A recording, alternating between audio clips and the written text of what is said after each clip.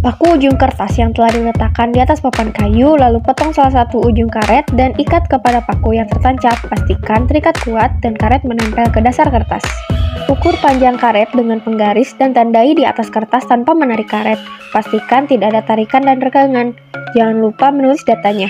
Ukuran karet awal ditulis sebagai L0. Pada percobaan kali ini, L0-nya adalah 5,5 cm. Jadi, aku akan menulis LO-nya adalah 5,5 cm. Selanjutnya, tarik karet dengan tangan kiri memegang ujung paku agar tidak terjadi hal yang tidak diinginkan. Tarik terus hingga dirasa sudah sangat sulit ditarik dan terasa keras dan juga kuat. Tandai ujungnya lalu ukur dengan penggaris. Pertambahan panjang karet dari L0 ke panjang akhir regangan ditulis sebagai delta L. Jangan lupa untuk menuliskan datanya. Pada percobaan kali ini, delta L dari karet bertambah kira-kira 19 cm. Untuk benda kedua, yaitu kantong plastik, paku kembali ujung kertas lain sejajar dengan paku yang ada karetnya. Ambil kantong plastik lalu gunting seperti yang ditunjukkan pada video. Karena kantong plastik terlalu panjang, aku akan sedikit menalihkan ujung dari kantong plastik agar bisa lebih pendek daripada kertasnya. Kaitkan kantong plastik pada paku, lalu ukur panjang awal atau L0 pada kertas dengan penggaris.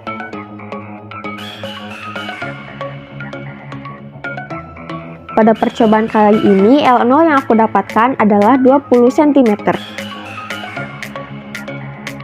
Lalu tarik kantong plastik dengan memegang ujung paku.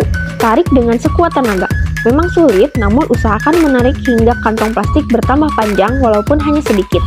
Tandai ujungnya lalu ukur dengan penggaris. Pertambahan panjang kantong plastik dari L0 ke panjang akhir tarikan ditulis sebagai delta L. Pada percobaan kali ini, delta L dari plastik adalah 1,5 cm.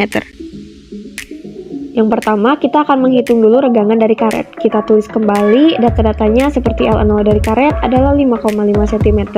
Delta L-nya 19 cm. Karena pada percobaan kali ini kita akan mencari regangan atau strain atau ditulis sebagai E kecil, maka kita akan menggunakan rumus E sama dengan delta L dibagi L0. Lalu kita masukkan nilainya. Delta L adalah 19 dan L0 adalah 5,5. 19 dibagi 5,5 adalah 3,45. Artinya, karet telah meregang sebanyak 3,45 kali regangan dari panjang awal. Selanjutnya, kita akan menghitung regangan yang terjadi pada plastik.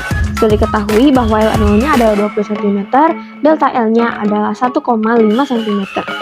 Karena kita akan mencari regangan dari plastik, atau strain dari plastik yang ditulis sebagai E kecil, maka kita akan menggunakan rumusnya sama, yaitu delta L dibagi L0. Delta L-nya adalah 1,5 dan L0-nya ada 20.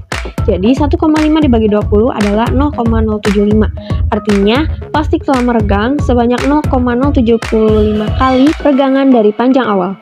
Saat karet ditarik dengan gaya, maka ia akan meregang. Namun jika dilepaskan dari gaya, ia akan kembali ke ukuran semula. Maka karet disebut sebagai benda elastis atau benda yang dapat kembali ke panjang ukuran dan bentuk semula saat gaya ditiadakan. Ini berlawanan dengan plastik. Saat plastik ditarik dengan gaya, maka ia akan meregang. Namun jika dilepaskan dari gayanya, ia tidak akan kembali ke ukuran semula.